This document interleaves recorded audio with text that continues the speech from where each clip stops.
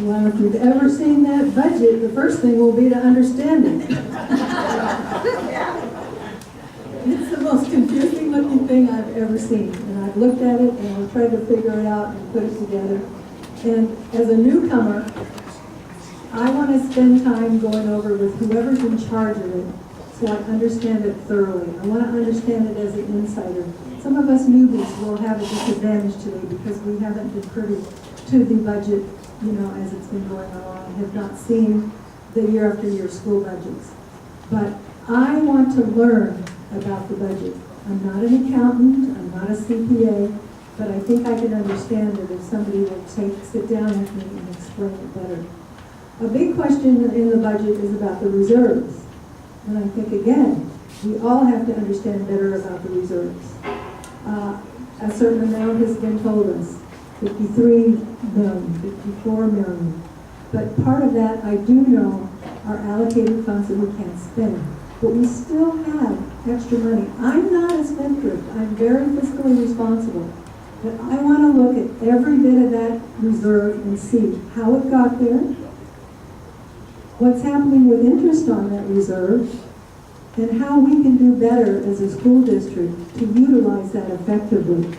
We don't want to wipe out the whole reserve because we need them in case something should happen.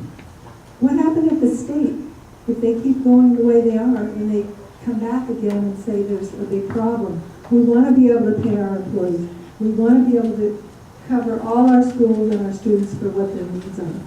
But I would say the biggest thing for me is to understand better about the reserves so I can see that that money gets delegated if and where it should be. I will take an honest look at that budget and do my best.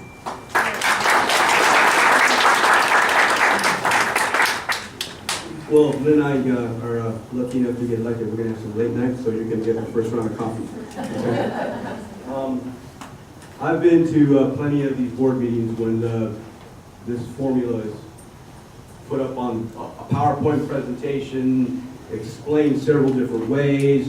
We've got reserves, we've got Title I, we've got a tremendous amount of responsibility as board members. And like Lynn, I want to make sure that every penny is allocated properly. Again, with all due respect to community members and obviously our students and our teachers.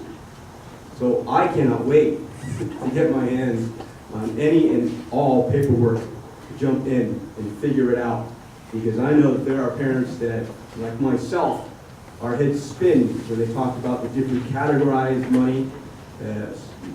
It is a formula that I cannot wait to dismantle and at the same time simplify it so we all understand where that money is going to in this district. And that is what we will make sure happens. Our teachers deserve it, and they will be part of this process because they're in the classrooms. They understand what each of the school sites and the community that they are working in, that they are engaging in. They have a better grasp at what's needed. And we will make sure that that is what we practice here in Rowland Unified. So again, I'm this budget, capital B, capital U, all the way down the line with T. I cannot wait to get into it and to share with each and every one of you because it is important that you all understand how this works. We will make sure that each and every one of you, not by wireless, not by website, if I got to come to your school site, if I got to come to your homes, so be it. I do believe this is a full-time job. That is what I'm prepared to do.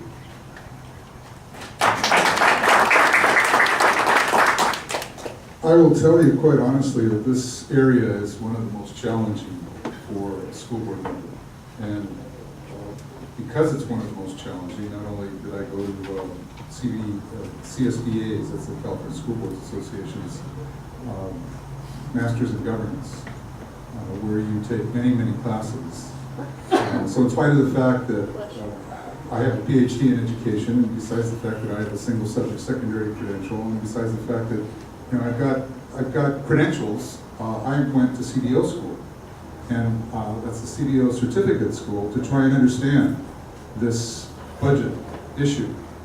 And with local control funding, this is the first change we're going to have in a very, very long time on how money is allocated to schools.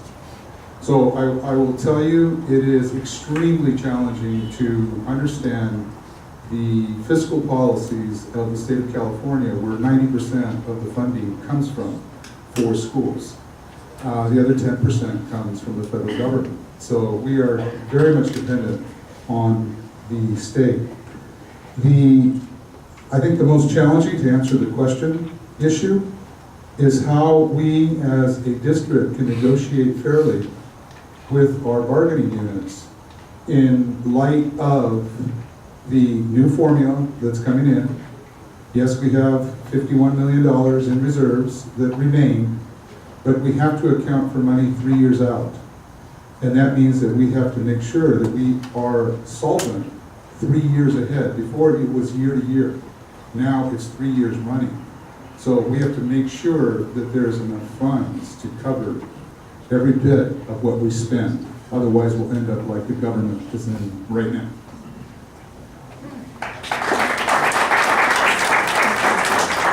Thank you. Allocation. I think that's the most challenging part as a board member. So knowing that how we can fairly allocate our budget, our funds, and also distribute the funds, that's very important. How can we balance the budgeting? How do we use it? I think it means that we can only spend that how much that we can spend. So by doing the budgeting, that's what we need to, that we can only spend how much we can afford. I'm sorry, I'm gonna fix that one right here. So budgeting is important. I know we are losing students to other school districts, and that's also affecting our financial issue there. So we need to fix this problem, and that will also help our budget later. Thank you.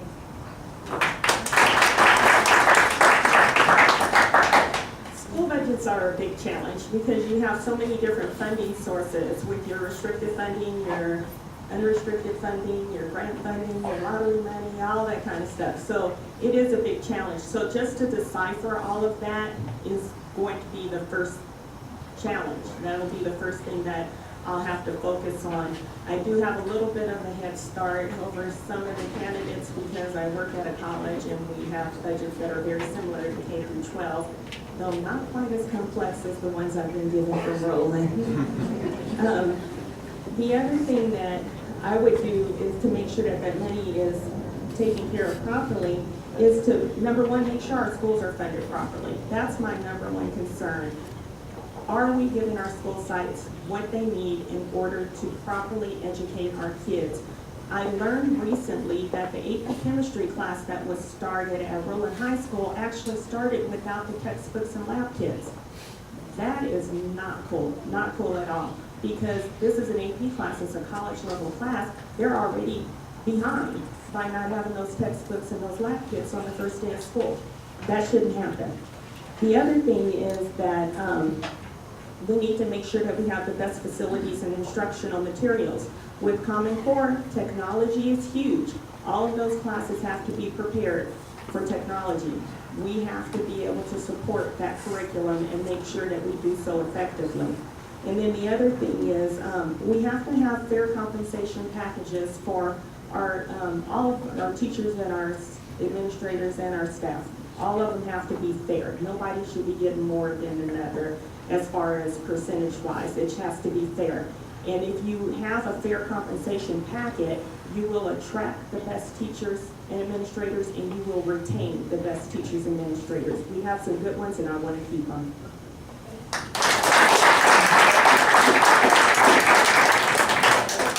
Thank you. In terms of budget, I came from Taiwan. The Orientals are very fiscally responsible. I will not allow the school district to operate like the U.S. government, just issuing papers. The United States is the single largest network in the world. So that will not happen. I want to be fiscally responsible. In addition, I want to make sure whatever is already being customary in the history is so within the budget. I want to order periodical review. The circumstances change from time to time. It's a lot of waste already, as is. Based on, I think, the president of the teachers union letter, it says, Our district pays one of the highest, 10% to the administration, one of the lowest to the teachers. And that's a problem. Why? Because this is the administration that has failed the schools 3 times. They closed 3 schools. They shut down 3 schools. They blame everyone, the state budget cut, the parents for moving students. No, they are the ones responsible. They've been sitting there for 10 to 15 to 20 years. Look at their resume. Look at what they have said before when they ran for the office. We need to cut the waste. There's so much waste there, you can tell people. I can also share with you one personal experience when I was on the school side board member at Brandenburg. At one point, the school principal said we had to spend how much, like 200 to 300,000, I don't remember exactly. Because we don't spend it this year, it will go back to the school district. But it's earmarked for one item, school classroom improvements. So the only way they could do was demolish the corridor, perfectly useful, in perfect condition. They spent the entire school year demolishing the corridor and rebuild it. We don't need that kind of waste, okay? And they spend 0 money in improving the auditorium. When you go in there, there's no air conditioning. It was terrible. We need a better room here. Return the money to the school district and have a better allocation. Cut the waste for the best interest of the parents, the students, and the community. Thank you.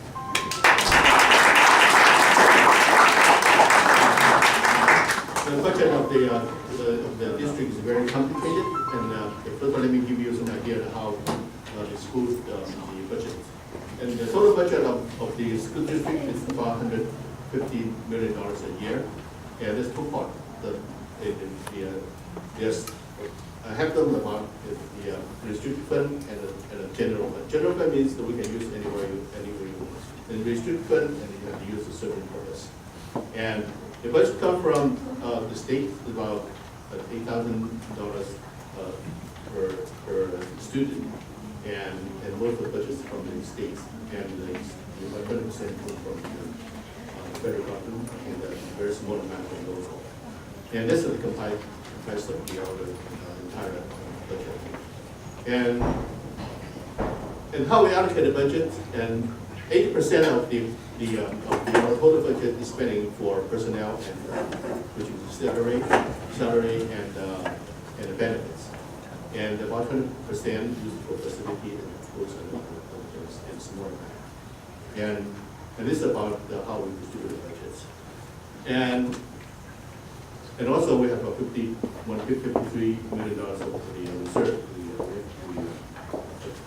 we saved from the past. And for the next 4 years, we are going to have a big change of this district facilities.